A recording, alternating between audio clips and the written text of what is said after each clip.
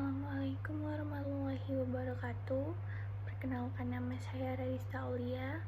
Saya adalah salah satu mahasiswi di Universitas Cutnya di Medan, Fakultas Bisnis dan Humaniora, Program Studi Ilmu Hukum.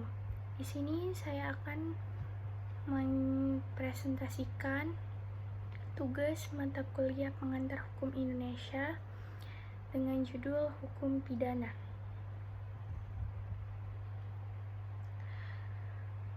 Abstrak, hukum pidana adalah cabang hukum yang mengatur kejahatan dan hukuman bagi pelaku kejahatan.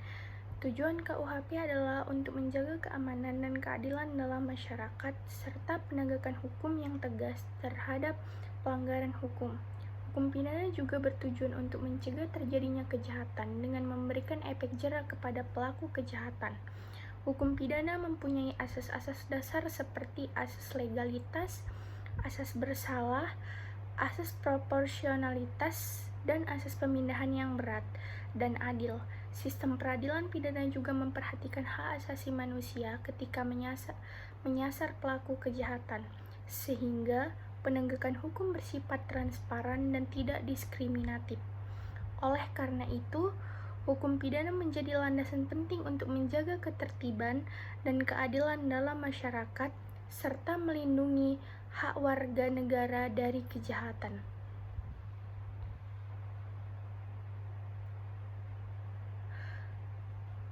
Criminal laws, the branch of law that regulates crimes and punishment for criminal. The aim of the criminal code is to maintain security and justice in security, as well as create law enforcement against violation of the law.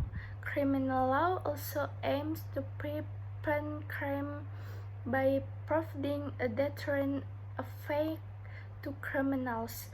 Criminal law has basic principles such as the principle of legality, the principle of guilt, the principle of proportionality, and the principle of separate and fair punishment. The criminal justice system also pays attention to human rights when targeting criminals, so that law enforcement is transparent and non-discriminatory. Therefore, criminal laws and important basis of maintaining order and justice in society and protecting the rights of citizens from crime. Latar belakang hukum pidana adalah suatu cabang untuk mengatur tentang perbuatan pidana atau kejahatan serta sanksi atau hukumannya. Tujuan hukum pidana untuk mencegah dilakukannya tindak pidana dengan ancaman hukuman terhadap pelanggarnya, untuk melindungi masyarakat dari tindakan yang merugikan atau membahayakan, untuk menyelesaikan konflik dan menjaga ketertiban dalam masyarakat. Sumber hukum pidana: undang-undang misalnya KUHP, ketentuan hukum lainnya misalnya undang-undang khusus di luar KUHP, aturan kalimat atau putusan pengadilan. Asas hukum pidana, yaitu asas legalitas, tidak adanya perbuatan yang merupakan tindak pidana jika tidak ditentukan oleh undang-undang. Asas non-retroaktif, hukum pidana tidak berlaku permohonan tidak mempunyai akibat surut. Asas kesalahan, seseorang hanya dapat dipertanggungjawabkan suatu tindak pidana apabila terdapat unsur kesalahan. Jenis-jenis kejahatan misalnya pembunuhan, pencurian, penggelapan, dan lain-lain. Pelanggaran misalnya pelanggaran lalu lintas, pelanggaran ketertiban umum, dan lain-lain. Hukum dalam hukum pidana: pidana penjara atau kurungan, denda, sanksi tambahan seperti perampasan hak tertentu atau penyitaan harta benda. Kita masuk ke pembahasan. Hukum pidana merupakan bagian hukum yang mengatur perbuatan-perbuatan melanggar hukum yang menimbulkan kerugian bagi masyarakat atau perseorangan. Tujuan hukum pidana adalah untuk memberikan sanksi atau hukuman kepada pelanggarnya dengan tujuan untuk menjaga ketertiban dan keamanan masyarakat umum. Asas-asas hukum pidana.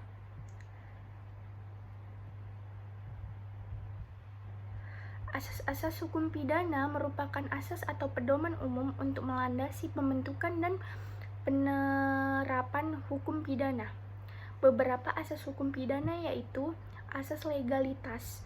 Asas ini tertuang dalam Adigium nullum delictum nulla poena sine praepia lege poenali, yang artinya tidak ada perbuatan yang dilarang dan diancam hukum pidana jika tidak diatur terlebih dahulu dalam peraturan perundang-undangan.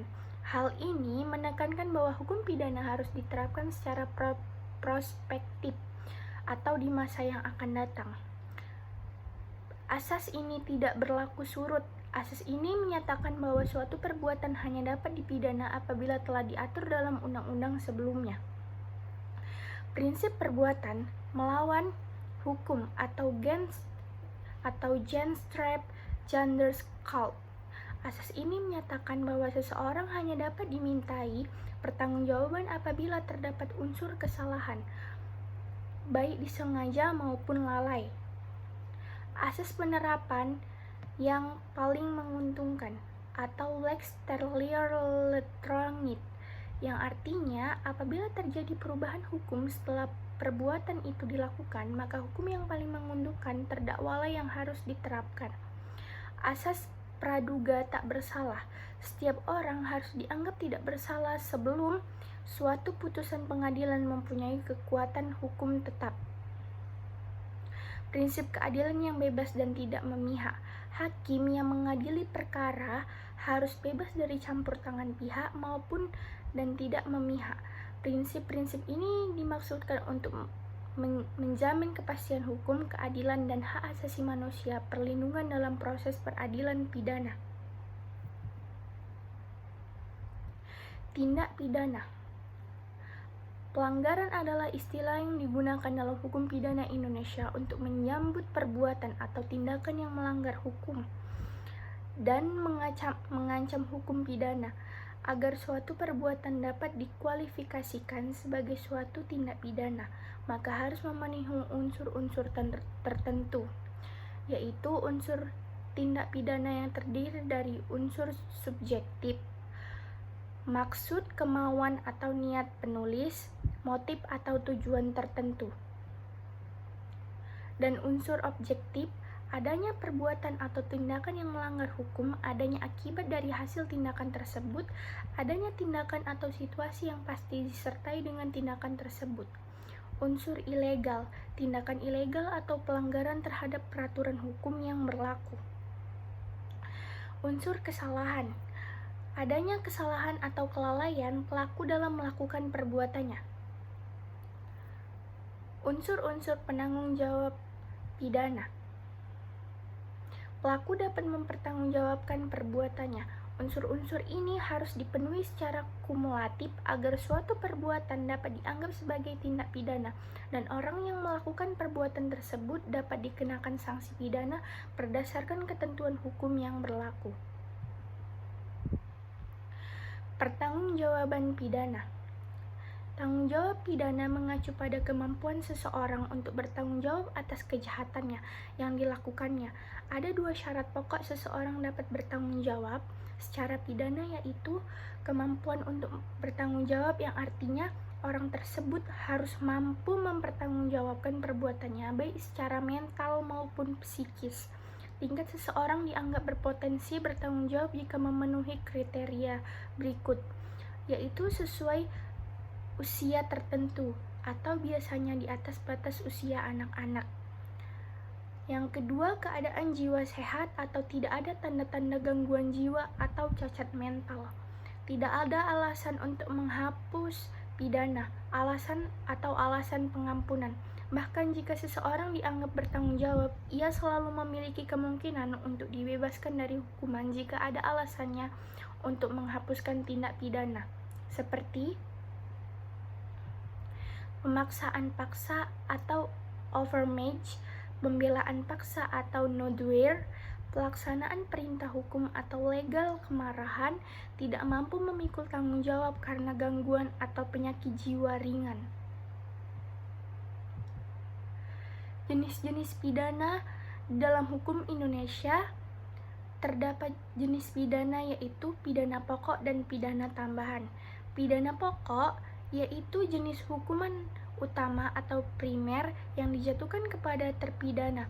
Hukuman pidana meliputi hukuman mati, hukuman penjara, hukuman kurungan, dan hukuman denda. Pidana tambahan. Pidana tambahan adalah jenis hukuman sekunder atau tambahan yang dikenakan kepada terpidana di samping hukuman utama. Pidana tambahan meliputi pencabutan hak tertentu, penyitaan beberapa barang, pengumuman keputusan hakim. Hukuman tambahan hanya dapat diumumkan sebagai tambahan terhadap hukuman pokok, kecuali dalam hal-hal tertentu yang ditentukan oleh undang-undang. Tujuannya untuk memberikan efek jera dan melindungi masyarakat yang kemungkinan terjadinya residivisme. Sistem pemidanaan. Sistem kriminalisasi mengacu pada seluruh proses penuntutan terhadap orang yang melakukan kejahatan. Sistem ini mencakup beberapa tahapan seperti penyidikan, penuntutan, persidangan, dan eksekusi. Sistem ini diatur oleh peraturan perundang-undangan yang berlaku di suatu negara. Teori pemidanaan. Teori pemidanaan merupakan konsep teoritas yang menjelaskan tujuan dan dasar pemidanaan terhadap seseorang yang melakukan tindak pidana. Ada beberapa teori utama yaitu teori absolut atau retribusi. Pemidanaan bertujuan untuk menghukum atau memberikan retribusi kepada pelaku tindak pidana terhadap perbuatannya. Teori relativisme atau pencegahan. Pemidanaan bertujuan untuk mencegah tindak pidana di masa depan, baik yang dilakukan oleh pelaku atau pencegahan khusus maupun masyarakat atau pencegahan umum. Teori kombinasi. Unsur-unsur teori absolut dan teori relatif di mana pemindahan bertujuan untuk menghukum sekaligus mencegah dilakukannya tindak pidana. Pedoman pemidanaan. Pedoman pemidanaan adalah seperangkat prinsip atau pedoman yang digunakan oleh hakim untuk menjatuhkan hukuman kepada seseorang yang terbukti melakukan suatu pelanggaran. Pedoman ini dimaksudkan untuk menjamin konsistensi dan keadilan dalam pemberian hukuman.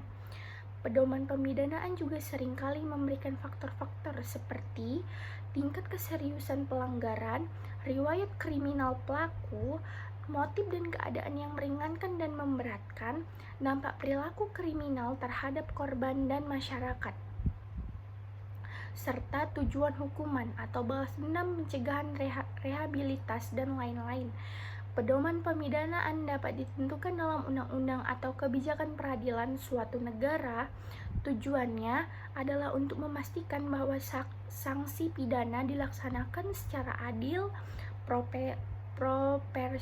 proporsional, dan konsisten dengan prinsip-prinsip hukum yang berlaku. Assalamualaikum warahmatullahi wabarakatuh.